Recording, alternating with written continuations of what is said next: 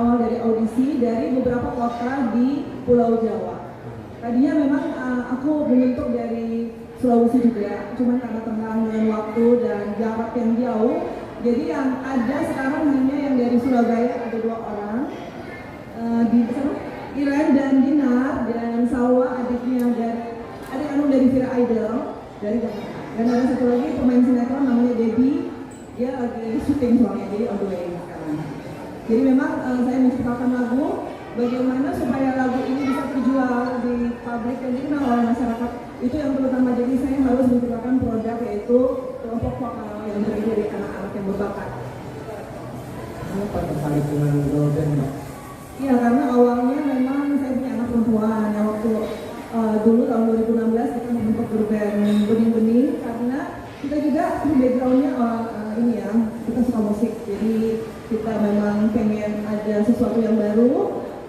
Mungkin kita lihat di sini di Indonesia ini mungkin lagu-lagu yang ada di girl band juga aku sekarang kan melihat biasa-biasa aja mungkin ya, karena era Cowboy Junior, era Smash, era Idola Cilik itu kan semua memang dari Classical Music ya, dari kami yang menjadi promotornya di seluruh Indonesia waktu itu. Jadi kenapa tidak kita dari Classical Music sendiri melahirkan produk dari kita, jadi kita jangan mengambil dari label lain lagi, jadi kita mau dari kita sendiri. Terima kasih.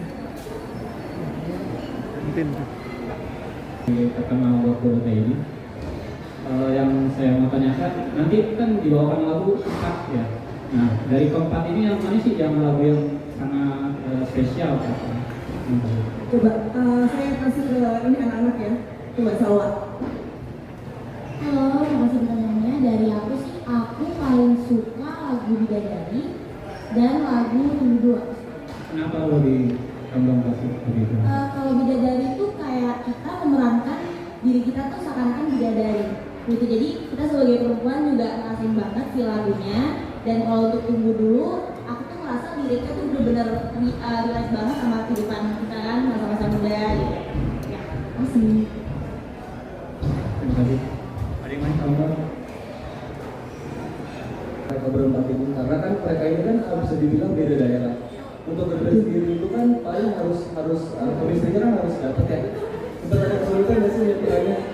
Nah ini dia yang saya mau bilang, sampai mata saya merah. Jadi pasti sedih dan apa ya, gimana sih mempersatukan mereka ini kan tidak gampang. Apalagi saya pengen bukan cuma anak Jakarta aja yang bisa menjadi girl band, tapi coba itu yang dari daerah-daerah mana mereka semua kan. Jadi saya memberikan kesempatan sama mereka itu bisa menjadi girl band dan bergabung sama kita. Itulah kesulitannya karena waktu dan jarak. Tapi sekarang Dinar udah moving ke Jakarta.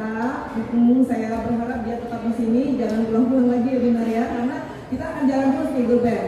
Terus siapa namanya Iren juga, itu saya juga udah minta karena memang kita ada kontrak juga dengan mereka. Jadi memang kesulitannya sangat ini ya Dewi ya, karena membuat kita jadi stres juga karena susah banget gitu menyatukan orang-orang yang jarak jauh dengan kita. Kita kalau latihan koreo itu kan perlu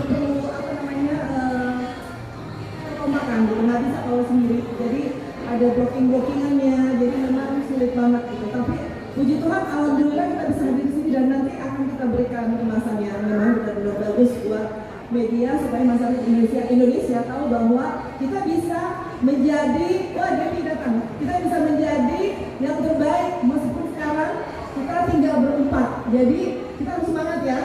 Semuanya masih ada 4 orang lagi, tapi mereka ada di Sulawesi, ada 2 orang. Jadi sini nampak ya. Oke. Nah ini pemain sinetron yang sekarang lagi main di Cinta Alicia, jadi sekretarisnya si Tedisha. Ayo sayang, cepat. Oke. Nah, jadi itu kesulitannya sekarang, Mas lihat sendiri kan, kita memang sangat butuh, akunya juga harus banyak bersabar menghadapi anak-anak ini. Jadi sebagai ibu, saya sudah menganggap mereka sebagai anak-anak saya sendiri. Ya.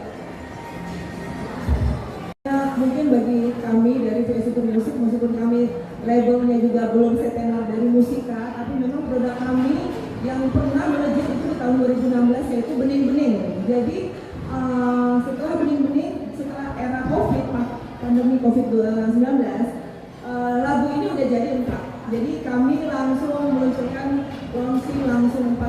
Jadi kita nggak mau tanggung-tanggung, kita mau ini langsung kita lempar ke industri musik Indonesia dengan anak-anak yang berbakat yang luar biasa ya. Ada Debbie, ada Dina, ada Salwa, dan ada Ira.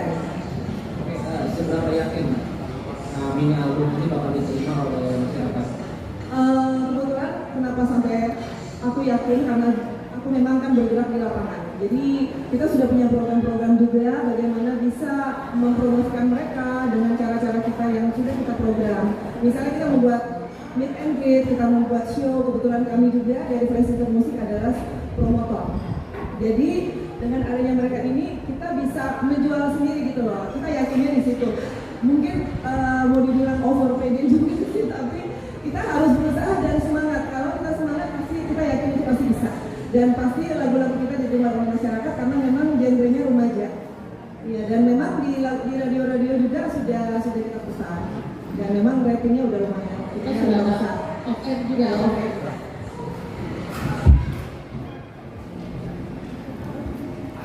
Ya, jadi sudah tahu bakatnya masing-masing. Terima kasih. Terima kasih Mbak sayang. Kita mengadakan audisi tapi memang tertutup karena kita sudah mulai dari pertengahan Mei yang lalu. Jadi kita audisi dari referensi yang kita dapatkan dari beberapa agensi di Jakarta. Jadi kebetulan memang dari project officer saya dari Dewi dan dia yang bekerja untuk mencarikan kami, menjadikan kita bibit-bibit unggul di dunia tarik suara. Kebetulan juga dari mereka ada bakat terpendam yang maksudnya yang setelah kita set ternyata bagus ya Mbak Ivon ya, dan akhirnya kita membentuk satu grup band ini dengan nama Cantik Girl Band sesuai dengan karakter mereka yang CBB ini yang cantik-cantik dan masih muda-muda. Terima kasih. Info selamat untuk PBB-nya. Itu mau ini terkait dengan hari ini. Kenapa sih hari ini baru hari ini digelar oleh dia? Kenapa setelah Kak Ivon warawiri di provinsi? Terima kasih. Jadi memang sebenarnya kita untuk launching ini di sela-sela saya warawiri di televisi dengan ada gosip-gosip yang apa ya, ini dari netizen kan. Tapi memang program kita memang itu secara kebetulan pas memang di tanggal sekian gitu. Jadi tiba-tiba aja semuanya, tiba-tiba ada gosip, ada warawiri lah, ada apa, dan sampai hari ini pun juga masih banyak kan menanyakan dan menghujat dan segala macam tentang ini, tentang itu, tentang RB lah. Tapi ya saya tetap optimis dan saya tidak mau terpengaruh, dan memang kita kan ini bekerja, kita nggak duduk-duduk aja karena ini semua program dari Festival Musik harus jalan.